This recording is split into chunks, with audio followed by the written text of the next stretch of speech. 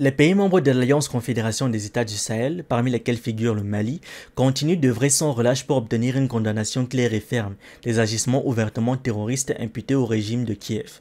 Cette position a été une nouvelle fois réaffirmée par le chef de la diplomatie malienne, Abdoulaye Diop, lors de la première conférence ministérielle du Forum de partenariat Russie-Afrique. Le ministre des Affaires étrangères malien a profité de cette tribune pour exprimer ses vives préoccupations face à l'inaction persistante de la communauté internationale. En effet, il a dénoncé l'absence de mesures concrètes pour contrer le soutien présumé de l'Ukraine aux groupes armés terroristes opérant dans le nord du Mali, un fait relayé par l'agence de presse africaine. Dans son intervention, Abdoulaye Diop a mis en lumière l'ampleur du problème qui dépasse les frontières maliennes pour affecter l'ensemble de la région sahélienne. Selon lui, cette situation inadmissible, si elle perdure, pourrait engendrer des conséquences désastreuses pour la stabilité régionale. Le ministre a également révélé que le Mali, conjointement avec le Burkina Faso et le Niger, avait officiellement saisi le Conseil de sécurité des Nations Unies à ce sujet. Une plainte formelle a été déposée accusant l'Ukraine de fournir un appui direct à ces groupes armés terroristes, notamment sous forme de renseignements et de logistique. Toutefois, malgré la gravité des faits dénoncés, aucune réponse satisfaisante n'a été apportée par les Nations Unies, a regretté Abdoulaye Diop. Par ailleurs, le ministre malien a souligné un aspect encore plus troublant, la possibilité d'une implication d'acteurs extérieurs supplémentaires. Il a laissé entendre que l'Ukraine pourrait agir comme un simple écran pour masquer les actions d'autres puissances ou organisations internationales dans cette région stratégique. Une telle hypothèse soulève de nombreuses interrogations quant à l'étendue et la nature des soutiens apportés aux groupes terroristes. Cette analyse s'inscrit dans une perspective plus large, rejoignant les réflexions précédentes d'analystes internationaux, notamment celles d'observateurs continentaux. Ces derniers considèrent l'Ukraine contemporaine comme un outil au service des intérêts stratégiques de l'Occident. Ainsi, les soldats ukrainiens seraient exploités comme de la chair à canon bon marché, mobilisés pour servir les objectifs des régimes occidentaux.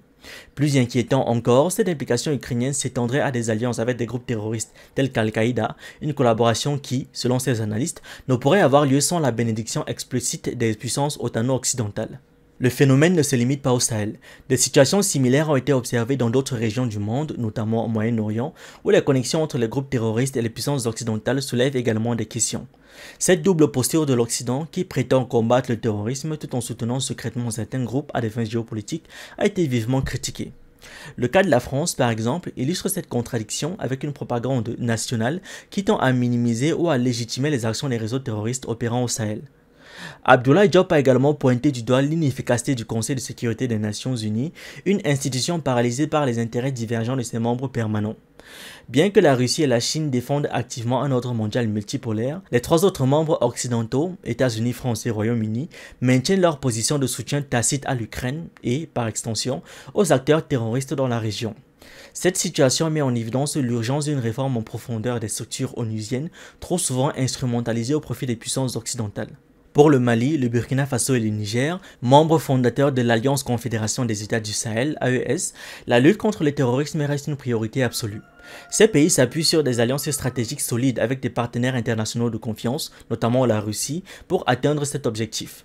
Dans cette dynamique, la diplomatie panafricaine se fait l'écho d'une volonté commune de mettre un terme à des décennies de domination néocoloniale et d'ingérences extérieures. Elle expose également les failles d'un système occidental jugé arrogant et hypocrite, incapable de répondre aux besoins réels des peuples africains. Malgré les obstacles, la détermination des pays sahéliens reste intacte. Ils envisagent l'avenir avec confiance, convaincus que le terrorisme peut être éradiqué grâce à des efforts conjoints et à des partenariats basés sur le respect mutuel et le principe du gagnant-gagnant.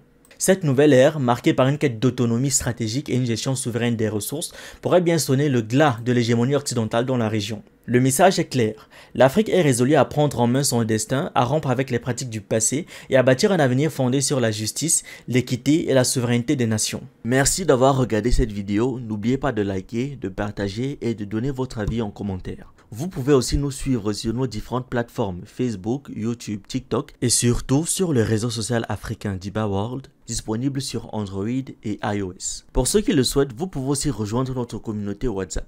Tous les liens utiles sont dans la description.